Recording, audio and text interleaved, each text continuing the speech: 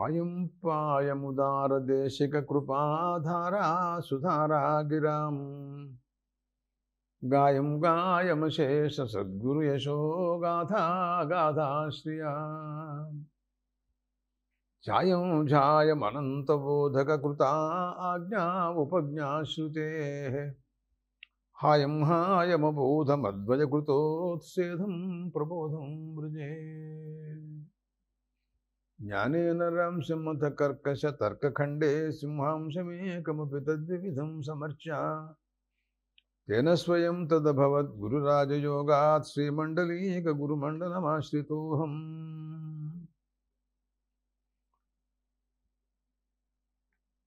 చత్వారింశత్ సంస్కారాలలో వివాహం చాలా గొప్పది. ఈ సంస్కారం వలన గృహస్థవుతాడు మానవుడు. గృహస్థయి అనేక దేవకార్యాలు చేస్తాడు. అనేక వ్రతాలు నోములు, దేవతలను ఆరాధించడం, అతిథుల్ని ఆరాధించడం, ప్రపంచకానికి అనేక రకాలుగా ఉపకారాలు, అలాగే దిక్కులేని వారిని అనాథలకి ఆహారం పెట్టడం, దేవతలకు ఆవిర్భాగాలు ఇచ్చి యజ్ఞాలలో వారిని పూజించడం, దానాలు ధర్మాలు, సంతానం ప్రాప్తి, ఇలాంటివి ఎన్నో గృహస్థాశ్రమం వల్ల లభించవలసినటువంటి అంశాలు. దాంట్లో కన్యాదానం అయిన తర్వాత ప్రతిగృహీత అంటే వరుడు, కన్యను స్వీకరించిన వరుడు, అతను దానం తీసుకోవడం వల్ల వచ్చే దోషం లేకుండా కొన్ని మంత్రాలు కూడా చెప్పుకుంటాడు. ఆ మంత్రాల్లో చివరిలో ఒక మాట అంటాడు, ఉత్తానస్వాంగీరస ప్రతిగృహ్ణాతు ఉత్తానాయాంగీరస ప్రతిగృహ్ణాతు అని ఒక మాట ఉంది. ఈ మాటలో చూసినట్లయితే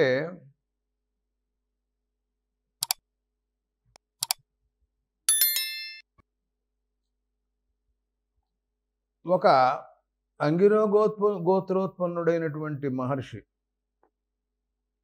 ఆయన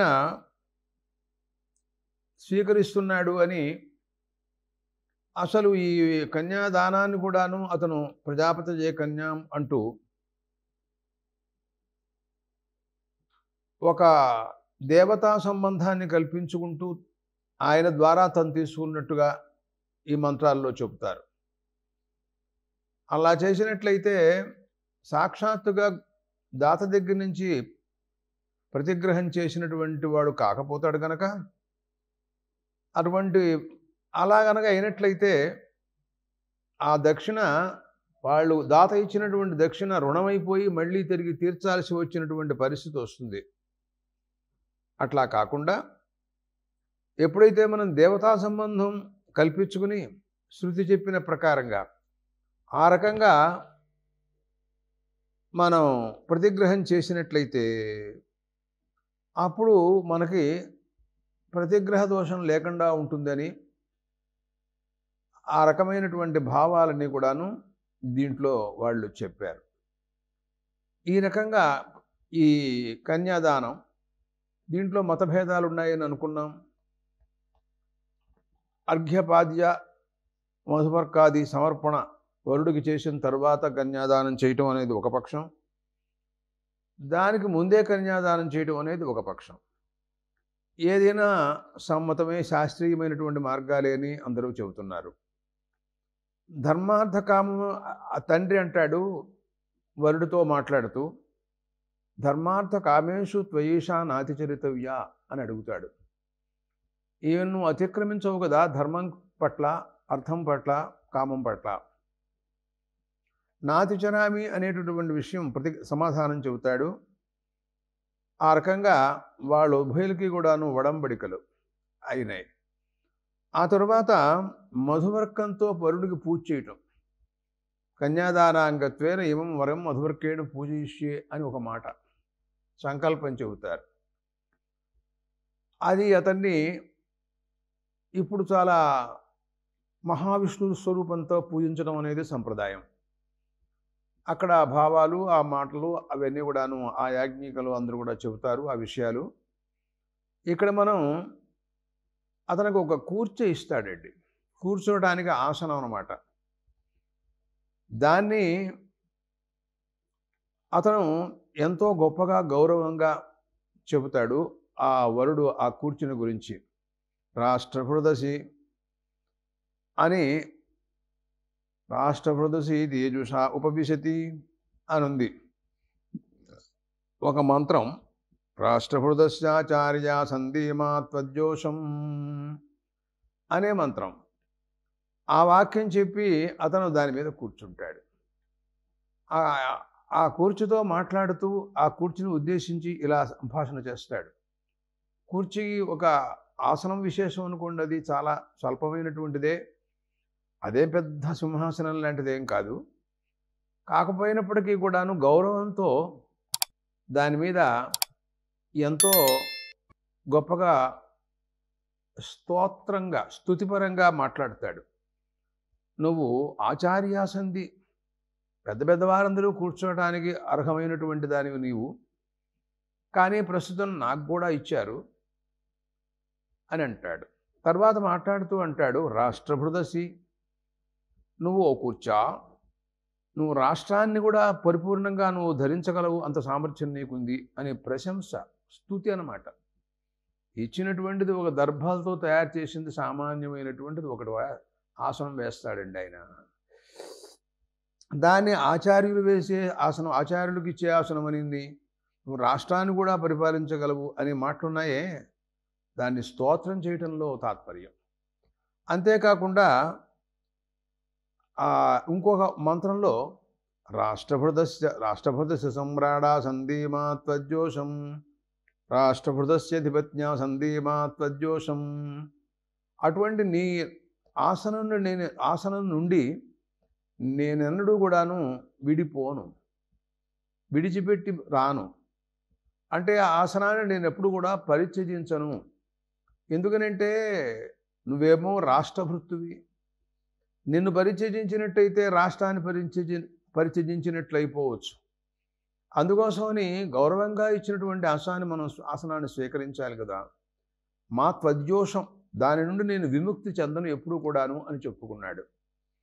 తర్వాత మంత్రంలో మాట్లాడుతూ సమ్రాడాసంధి అన్నాడండి. సమ్రాట్ అంటే రాజులకి ఇచ్చేటటువంటి పరిస్థితుల్లో, ఈ వివాహం రాజులకి బ్రాహ్మణులకి అందరికీ విధానంలో నడుస్తుంటుంది కనుక, ఒకవేళ వాడు అభిషిక్తుడు అనమాట, రాజ్యమందు పట్టాభిషిక్తుడు, అలాంటి అయిన క్షత్రుడైనట్లయితే అప్పుడు సమ్రాడాసంధి మాత్వజ్జోసం, సమ్రాడాసంధి, రాష్ట్రభృదస్య సమ్రాడాసంధి అని అంటాడు.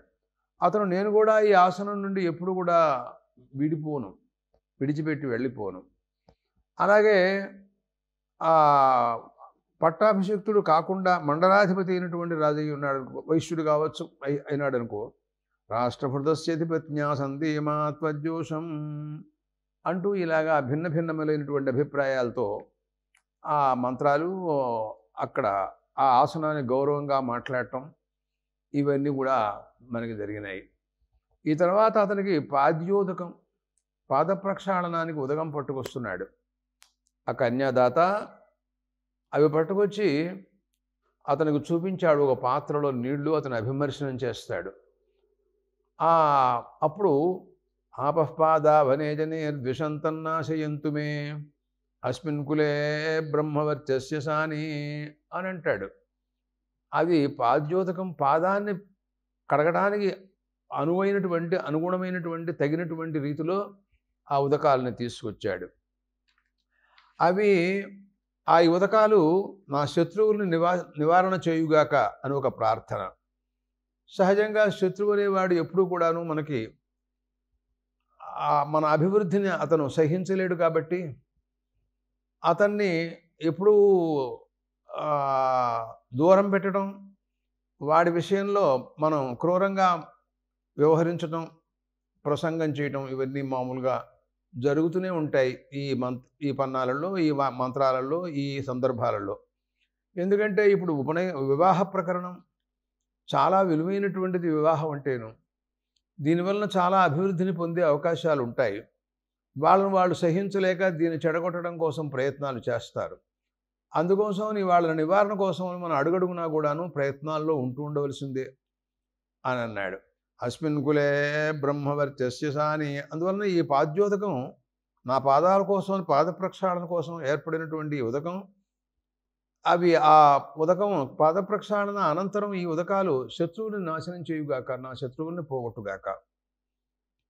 ఈ వంశంలో నేను బ్రహ్మవర్చస్సు గలవాడినిగా అవ్వాలి అని ఒక మాట. అంటే ఎందుకు ఇలా మాట్లాడుతున్నాడు ఇతను అని అంటే, పాద ప్రక్షాళన చేస్తే అతని పాదాలని పట్టుకుని పాదాన్ని కడుగుతాడు కదండి కన్యాదాత. అలా పాదాలని ముట్టుకున్నట్లయితే మనకుండేటటువంటి కీర్తి, అలాగా ఇంద్రియ శక్తి, వీర్యము, తేజస్సు ఇవన్నీ కూడా మనలోంచి పోయే అవకాశాలు ఉన్నాయి.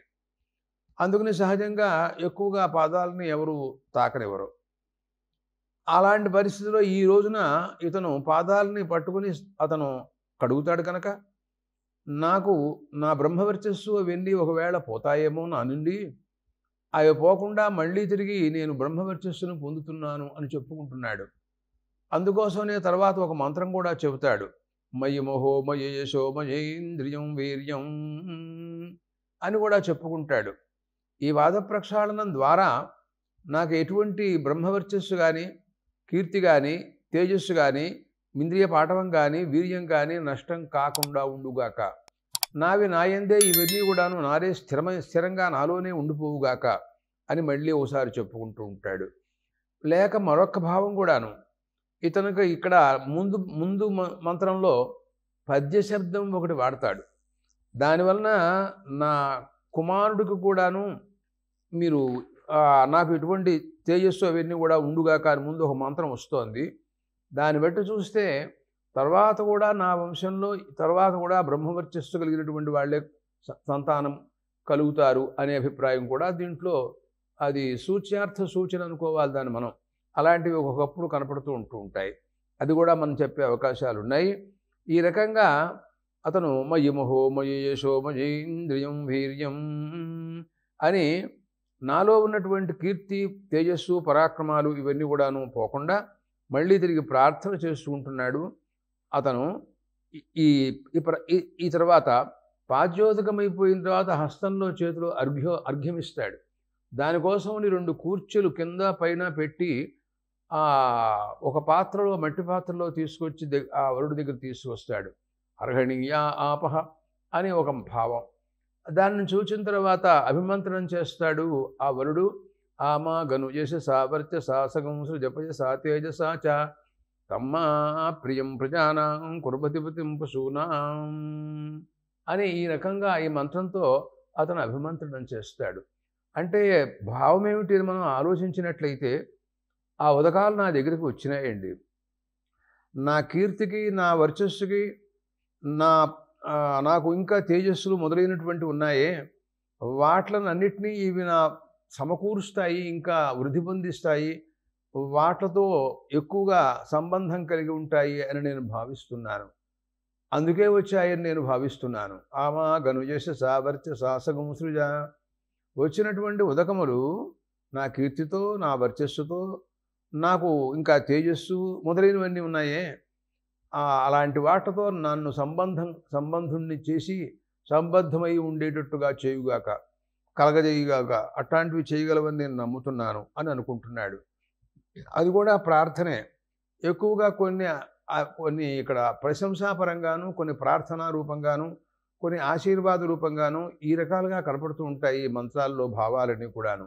మనం జాగ్రత్తగా వాటిని గురించి పరిశీలన చేసుకుంటూ ఉండాలి. తర్వాత మాట్లాడుతూ కూడా అంటాడు, తమ్మా ప్రియం ప్రజానాం కుర్వధిపతిం పశూనాం. ఈ ఉదకములు మా ప్రజలందరికీ నేను చాలా ఇష్టునిగా ఉండేటట్టు. ప్రజాశబ్దానికి రాజు అయితే ప్రజలవుతారు. మామూలు వాడైనట్టయితే ప్రజలంటే సంతానము అని అర్థం చెప్పడానికి అవకాశాలు ఉన్నాయి. అలాగే పశువునాం అధిపతి, మాకు అనేక పశు సంపదలు బోడని గోవులు ఉండవచ్చు, వాట్లతో అధిపతిగాను, వాటికన్నింటికీ నేను అధికారిగాను, అలాగే సంతానానికి కూడాను ఇష్టమైనటువంటి వాడినిగాను ఈ ఉదకాలు చేయుగాక అని కూడా చెప్పుకుంటున్నాడు. ఈ రకంగా ప్రార్థించిన తర్వాత అతనికి పాద్యం, ఆ అర్ఘ్యం చేతిలో నీళ్లు సగం పోస్తాడు తెచ్చిన దాంట్లో. మిగిలినవి అక్కడే మళ్ళీ తిరిగి పోస్తాడండి. ఆ పోసినప్పుడు అతను చెప్పుకునేటటువంటి భావము, ఆ మంత్రం ఏమిటి అని మనం ఆలోచించినట్లయితే అంజలాపేకదేశ ఆనీయమాన ఉత్తరయుర్జపేతు అంటారు మహర్షి. ఆ నీళ్లలో సగం నీళ్లు అర్ఘ్యంగా చేతిలో పోసి మిగిలినవి విడిచిపెట్టేసి పోసేస్తే అక్కడే పోసేస్తాడు ఆ తండ్రి, ఆ కన్యాదాత. అప్పుడు ఈ మంత్రం చెబుతాడు ఆ సందర్భంగా ఆ వరుడు. విరాజోదోహోసి విరాజోదోహమసి యమమపద్యాయ విరాజా అని అంటాడండి. అంటే అతను అంటాడు విరాజోదోహోసి. విరాట్ అంటే అన్నం అన్నమాట. విరాట్ అంటే వివిధం రాజత ఇది విరాట్ అని ఒక అర్థం వ్యుత్పత్తి చూసినట్లయితే చాలా రకరకాలుగా ప్రకాశించేటటువంటిది కాబట్టి విరాట్ అని అర్థం అన్నమాట. అన్నం వై విరాట్ అనే శృతి కూడా కనపడుతుందండి. విరాట్ శబ్దానికి అన్నము అని అర్థం చెబుతోంది అన్నమాట. దాన్ని దోహోసి దోహా క్షరణం. మీరు ఆ ఉదకాలున్నాయే అవి అన్నాన్ని కలగజేస్తాయి అని చెప్పుకుంటున్నాడు. ఏదో కాసి నీళ్ళు అక్కడ పోస్తాడండి, దీనివల్లనే అన్నం వస్తుందా? స్తుతి అన్నమాట. సహజంగా ఉదకములు భూమిలోకి ప్రవేశించినప్పుడు ఆ వర్షం ద్వారా నీళ్లు భూమిలోకి వస్తుంటాయి కదా, అవి క్రమంగా ఓషధుల్ని వృద్ధి పొందించి తద్వారా మనకి ఆహార పదార్థాలు ఇస్తాయి కాబట్టి ఉదకాలు అన్నాన్ని మనకు కలగజేస్తాయి అని చెప్పడంలో తాత్పర్యం. అంటే అంతదాకా మాట్లాడేటటువంటి భావాలన్నీ కూడాను ఆ సంగ్రహంగా ఒక ముక్కలో ఈ మాటలన్నీ కూడాను పెడతారు వాళ్ళు. మనం వాటిని కొంచెం వ్యాఖ్యానంగా ఇవన్నీ చెప్పుకోక తప్పదు. ఇలాంటివన్నీ ఒకప్పుడు స్తుతి రూపంగా కూడా ఉంటూ ఉంటాయి. స్తోత్రాలు కూడా చేస్తారు. ఈ కాసిన నీళ్ళే అన్నం ఇస్తాయా అంటే అవి తర్వాత అసలు వస్తుతః ఇస్తాయి అని చెప్పడంలో తాత్పర్యం. అదే అంటున్నాడు విరాజోదోహోసి విరాజోదోహమసీయా. తర్వాత నీ అనుగ్రహం వలన, ఉదకాల యొక్క అనుగ్రహం వలన నేను అన్నాన్ని తప్పకుండా పొందుతా అని కూడా అనుకుంటున్నాడు. తర్వాత అంటాడు మరొక మాట, విరాజోదోహోసి విరాజోదోహమసీయ మమ పద్యాయ విరాజ. నా పద్యం కోసం అన్నాడు. పద్యం అంటే పదం స్థానం. పద్యం మమ తత్స్థాన మత్స్థానాపన్న పుత్ర అని అర్థం రాశారండి. నా తర్వాత నా కొడుకు. అక్కడ దాకా వెళ్ళాడు. వివాహ సమయం ఇది, ఇంకా వివాహం కాల. కన్యాదాత గారు అర్ఘ్యమిస్తున్నాడు. ఈ సమయంలోనే తర్వాత తనకు కలగబోయే కుమారుని గురించి మాట్లాడుతున్నాడు. ఇందాక అస్మిన్ కులే బ్రహ్మవర్చస్య సాని అని కూడా అక్కడ కూడా ఇట్లాగే అన్నాడు. ఆ కుమారుడికి కూడాను నువ్వు విరాట్ అయ్యి అన్నాన్ని సమకూర్చవలసిందిగా, వివిధంగా అనేక రకాలుగా నువ్వు ఆ రకంగా మాకు సమకూర్చవలసిందిగా నిన్ను మేము ప్రార్థిస్తున్నాము అని ఉదకాలని ఈ రకంగా ప్రార్థిస్తున్నాడండి. తర్వాత శేషం పురస్తాన్ని నియమాన ఉత్తరమంత్రం మంత్రయతే విరాజోదోహమసీయ అనేటటువంటి అంజలావేకదేశం ఆనీయ. ఏకదేశం దోషుల్లో ఏకదేశమే ఇచ్చాడు, మిగిలినవన్నీ తర్వాత కింద పోస్తాడు. ఈ సందర్భంగా మాట్లాడే మాటలన్నీ కూడాను ఇలాగా ఉన్నాయన్నమాట. అంటే మొట్టమొదట్లో ఇతను విరాజోదోహోసి విరాజోదోహమసి యమమపద్యాయ విరాజ అనే మంత్రంతో మొట్టమొదట్లో ఆయన పోసినటువంటి సగం నీళ్లు వాట్ల విషయంలో ఈ రకమైనటువంటి ప్రార్థన చేశాడు. మరొక సగభాగం కింద ఉన్నటువంటి వాట్ల విషయంలో మాట్లాడుతూ ఈ మంత్రంతో సముద్రం బహ్ప్రహిణో మిస్వాయుజో నిమపి గచ్చత అచ్ఛిద్ర ప్రజయా భూయాసం మా పరాసే చిమత్వయ అన్నాడు. ఇక్కడ అంటాడు సముద్రం బహ్ప్రహిణోమి. ఈ ఉదకాలతో మాట్లాడుతున్నాడు. ఆయన చేతిలో పోయిగా కాసిన కింద ఉన్నాయి, అంతకంటే దాంట్లో అక్కడ పెద్ద విషయమేం లేదు. చేతిలో పోసిన వాటిలో ఏ విషయమో విరాజోదోహోసి విరాజోదోహమసి అంటూ అబ్బో తన కుమారుడు కూడా తర్వాత నువ్వు అన్నాన్ని కల్పించవలసింది అంటూ బాగా స్తోత్రం చెప్పాడు. ఇప్పుడు కింద పోసినటువంటి ఉదకాల గురించి మాట్లాడుతూ అంటాడు మిమ్మల్ని నేను సముద్రంలోకి పంపిస్తున్నాను అంటాడండి. అదేంటండి, ఒక కళ్యాణ మంటపంలో కూర్చున్నాడు, అక్కడ ఎక్కువగా నీళ్ళే అసలు పోయరు, పోస్తే అవన్నీ కూడాను అక్కడ కూర్చునే వాళ్ళకు కూడా చోటు ఉండదు, ఏదో కొద్దో గొప్ప పోస్తారు. దానికోసమని ఆ నీడని ఏకంగా సముద్రం దగ్గరికి పంపిస్తాడట. అంటే ఉదకాలు సహజంగా సముద్రంలోకి పెడతాయి కదా అని చెప్పడంలో ఉద్దేశం, కానీ అంతకంటే అభిప్రాయం ఏం లేదు. అందుకనే స్తుతిపరంగా ఉంటుంటాయి ఈ మంత్రాలన్నీ కూడాను. ఇందాక కాసిన చేతిలో నీళ్లు పోస్తే అవి అప్పుడే విరాజో దోహోసి అంటూ అది అన్నాన్ని ఇస్తుంది అని చెప్పుకోవటం అనేది ఉందే, అది స్తుతే. ఇప్పుడు ఈ ఉదకాలని సముద్రంలోకి పంపిస్తాను అని అంటున్నాడు, ఇది స్తుతే. అన్నీ కూడా అన్నమాట. స్తోత్రం చేయడంలో ఇబ్బంది ఏముంటుందండి? చాలా గొప్పగా స్తోత్రం చేయొచ్చు. మిమ్మల్ని అందరినీ కూడాను మీరు సముద్రంలోకి వెళ్ళండి అని ఒక భావం, మిమ్మల్ని నేను సముద్రంలోకి పంపిస్తున్నాను మరొక మాట. సముద్రం బహ్ప్రహీణం విశ్వాంయోరిమపి గచ్చత అచ్ఛద్ర ప్రజయా భూయాసం మా పరాసే చమత్మయ. మీకు సముద్ర స్థానం కదా, ఉదకాలకు అన్నింటికన్నీ సముద్రుడే స్థానం కాబట్టి మీరు అక్కడికి వెళ్ళండి, పంపిస్తున్నాను అని అంటున్నాడు.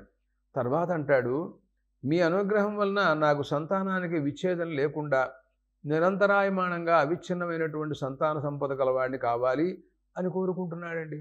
అసలు అక్కడ ఉన్న నీళ్ళెన్ని, ఇన్ని మాటలా? అంటే ఉదకాలు సంతానాన్ని ఇవ్వటం ఏమిటండి?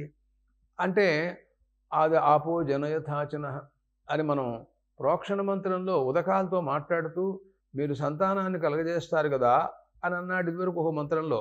అదంతా కూడా మనం చాందోగ్యోపనిషత్తులో పంచమ్యామాహుత వాప పురుషవజతో భవంతి అనే వాక్యం, ప్రవాహనుడు చెప్పిన వాక్య ప్రకారంగా ఉదకములు సంతానాన్ని ఇవ్వగలవు అనే విషయాన్ని మనం ఎదురుగా ప్రతిపాదన చేసి ఉన్నాం. ఆ రకంగా ఇప్పుడు కూడా అదే భావంలో మాట్లాడుతున్నాడు. నాకు మీరు ఆ సంతానానికి విచ్ఛేదం లేకుండా మీరు ఉపయోగించాలి అని అంటున్నాడు. తర్వాత అంటాడు, పరాసేకం అంటే నాకు ఉపయోగం కాకుండా ఉండటం అనేది మాట ఉండకూడదు. అంటే నాకు సర్వాత్మన మీరు ఉపయోగించాలి అని చెప్పడంలో తాత్పర్యం అనమాట. పరాసేచమత్పయ, పరాసేకం లేకుండా ఉండాలి అంటే ఈ ఉదకములు నాకు అనుకూలించాలి కానీ ప్రతికూలించకూడదు, వ్యతిరేక విధానంలో నాకు ఉండకూడదు అనే అభిప్రాయంతో ఈ రకంగా మాట్లాడుకున్నాడండి. తర్వాత ఓ పాత్రలో అతను తండ్రి వరుడికి కోసమని మధుపర్కాన్ని తీసుకొచ్చి ఇవ్వటానికి వస్తున్నాడు. ఎవరు? ఆ కన్యాదాత. దధిమద్విత సగం సృజ్యకాంస్యేన వర్షీయసాపిధాయ కూర్చాభ్యాం ప్రగృహ్య మధుపర్క ఇది ప్రాహ అని అంటారు మహర్షి, అపస్తమ మహర్షి మాట్లాడుతూ. దధి మధువులు ఈ రెండింటినీ కలిపి పాత్రలో, అడుగు పాత్రలో పెట్టి పైన ఒక పాత్ర మూత పెట్టి కూర్చెలతో వాటిని పట్టుకుని చాలా మడిగా పెద్ద గొప్పగా పట్టుకొచ్చాడండి. అది పట్టుకొచ్చిన తర్వాత ఇతను దాంట్లోంచి ఆ పైపాత్ర తీసి చూశాడు. ఇతను అంటాడు, ఈ అభిమంత్రణ చేస్తున్నాడు తెచ్చినటువంటి దాన్ని. ప్రతిదానికి అభిమంత్రణం అనే అది తీసుకున్నప్పుడు ఒక మంత్రం, మంత్రపూర్వకంగానే ప్రతిదీ కూడాను. ఇందాక అర్ఘ్యోదకం దగ్గర కూడా అలాగే అతను రాంగానే ఆమాగను యశస వర్చస అనే మంత్రం చెప్పాడు. తర్వాత సగం పోసినప్పుడు విరాజోదోహోసి చెప్పాడు. మళ్ళీ తర్వాత సముద్రం వస్ప్రహీణోమిని ఇంకా పోసినప్పుడు చెప్పాడు. ఇంచుమించుగా 3 మంత్రాలు దానికోసం వినియోగించాడండి. అలాగే ఇక్కడ కూడాను దాన్ని అభిమంత్రణ చేస్తున్నాడు. పట్టుకొచ్చినటువంటి మధుపర్కం, దాన్ని మధుపర్కం అంటాడు. వాడు మధువుని వాడు పొందుతాడనమాట. దానికి అర్థం అర్హుడు. అది దానికి పొందటానికి, తినటానికి, భక్షించడానికి, స్వీకరించడానికి అర్హుడైన వాడు కాబట్టి మధుపర్క అంటారు అక్కడ. ఆ సందర్భంగా అతను చెప్పుకునే మంత్రం ఏంటంటే అభిమంత్రణ మంత్రం అంటారు. దాంట్లో ఏమనుందంటే, త్రయ్యై విద్యాజే యశోసి యశసో యశోసి బ్రహ్మణో దీప్తిరసి తమ్మా ప్రియం ప్రజానాం కుర్వతిపతిం పశూనాం అంటాడండి. దీంట్లో కూడా అంతా స్తోత్రమే కనపడుతోంది. అంటాడు, త్రయ్యై విద్యాజే యశోసి యశసో యశోసి. ఆ మధుపర్కం ఏమిటి అసలు? అది తేనె, దధి, ఈ రెండు విలువైనటువంటిదే అవటానికి. ఎందుకంటే దధి అంటే పశువుల యొక్క సారం. పశువులు భూలోకంలో బాగా ఓషధుల్ని భక్షించగా అవి క్రమంగా క్షీరముల ద్వారా దధి రూపంగా మారటానికి అవకాశాలు ఉన్నాయి. అంటే భూసారం దాంట్లో ఉంది అని దానికి అర్థం. అదే మనం ఇంకా వెనక్కి వెళ్ళినట్టయితే వర్షదేవుడు, ఆయన మేఘుడు వర్షం కురిపిస్తే జలాధిపతి అయినటువంటి వాడు వరుణదేవుడు, అలాగే ఇంద్రుడను ఎవరైనా అనొచ్చు. వర్షం ద్వారా నీళ్లు, తద్వారా భూమిలోంచి ఓషధులు, తద్వారా ఆ గోవుల్లోకి పాలు, అవే క్రమంగా దధిగాను మారే అవకాశాలు ఉన్నాయి. మధు అనే విషయం కూడా మనం ఆలోచించినట్లయితే అదే భూమిలో ఉన్నటువంటి నీళ్ళని వేళ్లతో వృక్షములు పుష్పాల్లోకి తీసుకుంటే ఆ దాంట్లో ఉన్నటువంటి తేనెటీగలు తీసుకొచ్చి మనకు అందిస్తే అది మనకు మధువుగా మనం స్వీకరిస్తూ ఉంటాం. కాబట్టి చాలా విలువైనటువంటి పదార్థాలు ఈ రెండూ కూడాను. పైగా ఆహార పదార్థాల్లో కల్లా సారవంతమైనటువంటి పదార్థాలు, కానీ తక్కువవి మాత్రం కావు. అలాంటి పదార్థాలవి. వాటిని గురించి ఇప్పుడు వర్ణన, వాటి గురించి అభిమంత్రణ, వాటిని ప్రశంసించటం ఈ మంత్రంలో జరుగుతోంది అంటాడు. 3 వేదాలు చదువుకుంటాడు చూడండి. 3 వేదముల యొక్క కీర్తి అంటాడు. ఆ 2 ఆ దధి మధువులు 2 కూడా మధుపర్కం అనుకోండి. 3 వేదముల యొక్క కీర్తి ఏమిటయ్యా అంటే స్తోత్రం. మనం ఏం చెబుతాం? నువ్వు బ్రహ్మ, నువ్వు విష్ణువు, నువ్వు ఇంద్రుడివి అని అన్నాం అనుకోండి, అది ఏమిటి దానికి? అంతే, స్తోత్రంలో చేయటమే. అట్లా ఇక్కడ కూడాను వాళ్ళు వేదముల యొక్క సారం అన్నమాట అర్థం. అంటే వేదాలని అదే మనకి మధువు దగ్గర ఆదిత్యో దేవమధు అని ఒకానొక చాందోగ్యంలో మధు విద్య ఒకటి ఉంది. దాంట్లో ఇలాగే చెబుతారు. అంచేత ఓషధుల యొక్క సారం, దాన్ని సాక్షాత్ పరమాత్మగా భావించడం, ఇవన్నీ ఎంవామ సరఘ అంటూ కాటకాల్లో కూడాను ఉన్నాయి. కాబట్టి ఆ మధుపర్కాన్ని ఎంతో గొప్పగా స్తోత్రాలు చేస్తున్నాడు ఈ మంత్రాలతో. ఇంకా కొన్ని విశేషాలు మాట్లాడతాడు, చూద్దాం.